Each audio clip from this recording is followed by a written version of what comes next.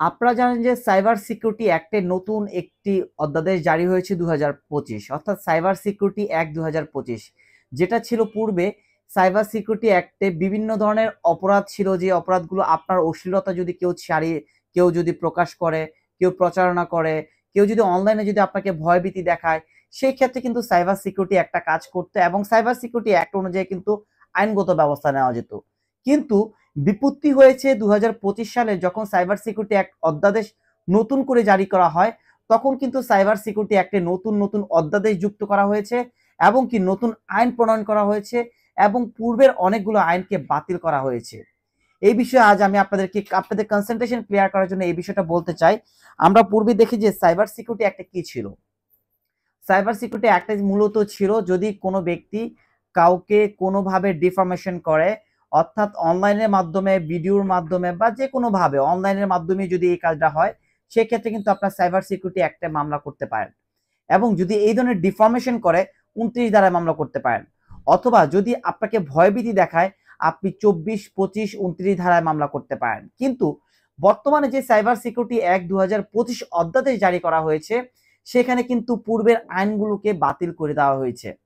এখন আপনারা বলতে পারেন, যদি পূর্বের আইনগুলোকে বাতিল করে দেওয়া হয় তাহলে করণীয় কি হবে? দেখেন, পূর্বের আইন কি বাতিল করা হয়েছে। পূর্বে সাইবার সিকিউরিটি অ্যাক্টে যে 21 ধারায়, 24 ধারায়, 25 ধারায়, 26, 27, 28, 29, 31 ধারায় যে আইনগুলো ছিল, সে আইনগুলোকে কিন্তু সাইবার সিকিউরিটি অ্যাক্ট 2025 এসে এ নতুন অধ্যাদেশের মাঝখানে এই 9টা ধারাটাকে কিন্তু বাদ করে দিয়েছে। এখন অনেকে বলতে পারেন যে আমি তো পূর্বে সাইবার সিকিউরিটি একটা মামলা করেছি, মামলাটা চলমান আছে।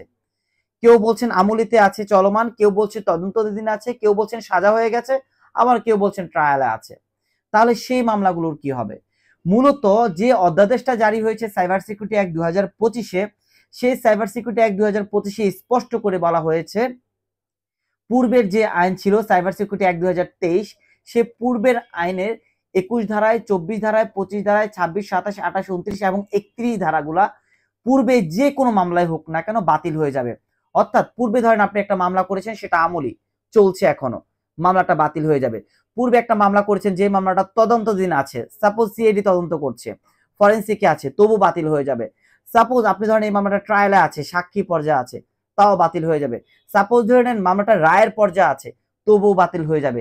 সাপোজ ধরেন মামলাটা সাজা হয়ে গেছে, তবুও বাতিল হয়ে যাবে। তবে আমি এই আইনটার বিপক্ষে অবশ্যই অবস্থান নেব, এই জন্য যে আমাদের কনস্টিটিউশনাল রাইট অনুযায়ী পূর্বে যে আইনটা ছিল, সেই আইন অনুযায়ী কিন্তু মামলাটা চলছিল এবং দীর্ঘদিন ধরে কিন্তু বাদী আসামি মামলাটাতে হাজিরা অথবা যা যা ব্যবস্থা নেওয়া নিচ্ছিল।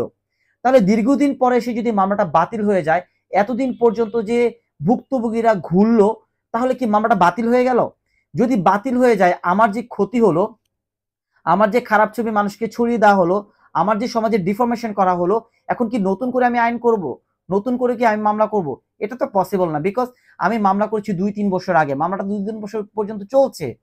এখন নতুন করে যদি বাতিল হয়ে যায়, তাহলে কিভাবে আমি আবার রেমেডি পাবো? সো এই ক্ষেত্রে এই আইনটাকে আমি অবশ্যই বলবো, এই আইনটার কোনো যৌক্তিকতা ছিল না।